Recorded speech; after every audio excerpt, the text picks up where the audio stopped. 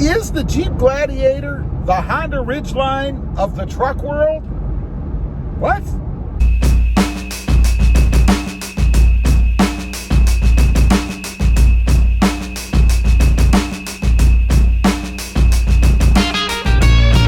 Good morning, everybody, and welcome back to robmotivejt. If you're new here and you haven't subscribed, please consider smashing that subscribe button right now. So, is the Jeep Gladiator the Honda Ridgeline of the truck world?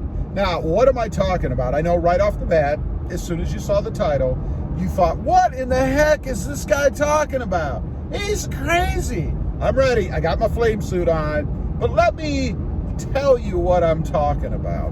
I'm not talking about its capability. Obviously, the Jeep Gladiator is a more capable truck, particularly off-road, than the Honda Ridgeline. I don't know if you've ever seen any of the videos of the Honda Ridgeline and some examples of its articulation. I saw a video, it's been probably a couple years ago. Maybe they've improved, I don't know. But it showed a Honda Ridgeline going over some sort of a dip. You know, it was like a rut in the road or the trail. It was on a trail. And three wheels were contacting the ground and the other wheel was about 2 feet up in the air. It just looked hokey. I don't know, it was crazy. I mean, ideally, you'll want your tires to be in contact with the terrain, right? You seem to get better traction that way. And it was indicative of how non-off-road capable the Honda Ridgeline is. So I'm not talking about that. Obviously, the Jeep Gladiator is more capable off-road than the Honda Ridgeline. What I'm talking about is perception. Because, you know, when the Gladiator first came out, I have to admit, when I first saw it in pictures, it kind of looked like a fatty kind of niche kind of vehicle. You know, I thought, nobody's going to buy these. Maybe the city yuppies who are only going to drive it around and pick up posies on the weekend or something.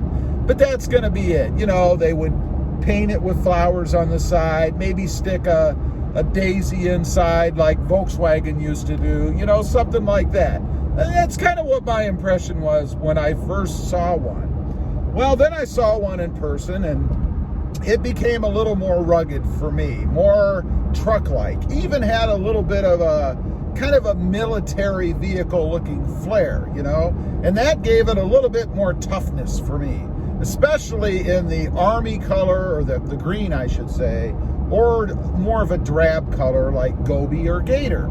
So it gained a little more cred with me, right? But as I read comments and see posts and things on other forums, especially in the beginning, you know, people were stating that it's no truck, that's not a truck, it's just a Wrangler with the bed on the back. Kind of like the Honda Ridgeline, you know, it's just an SUV with a bed on the back.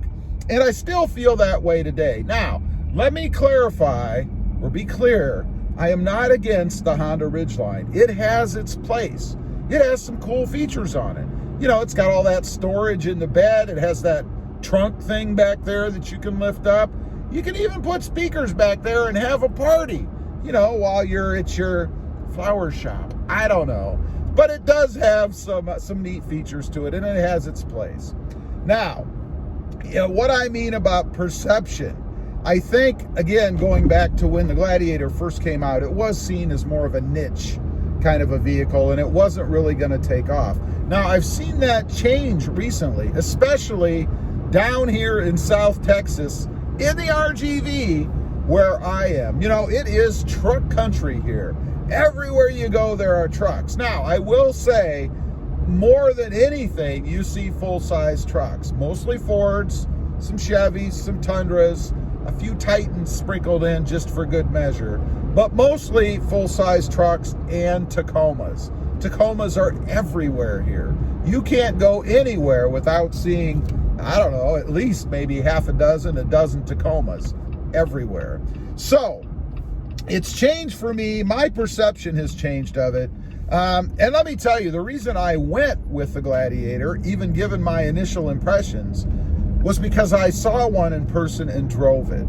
It is, I would say, arguably the best driving truck, mid-size truck, that's out there. It's nice and smooth. It has awesome acceleration, as I have mentioned in other videos. And it's fun to drive. Takes corners well, comfortable on the inside. You can take the top off if you want. You can go just half Monty here, open up the, in my case, the Sunrider top right above me. It's just a blast. It's a blast to drive. I love driving it. And as far as the appearance goes, it grew on me after I got it.